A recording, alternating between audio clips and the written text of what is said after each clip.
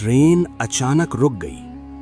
آواز آئی، آخری اسٹیشن آ چکا ہے۔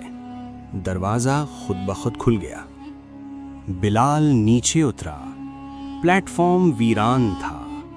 ایک ٹوٹا ہوا بورڈ تھا، 1975 حادثہ۔ اچانک ارد گرد وہی مسافر ظاہر ہو گئے۔ ایک بولا، ہمیں انصاف نہیں ملا، ہم اسی لیے واپس آتے ہیں۔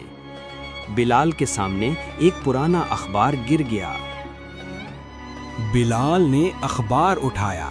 اس میں لکھا تھا، یہ حادثہ نہیں، سازش تھی۔ اچانک سب چیخنے لگے، سچ دنیا تک پہنچاؤ۔ اچانک سب غائب ہو گیا۔ بلال خود کو دوبارہ ٹریک کے پاس کھڑا پایا۔ اس کے ہاتھ میں وہی اخبار تھا۔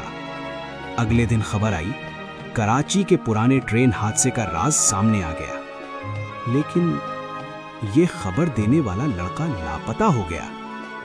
اور یوں کہانی ختم ہو گئی ہے۔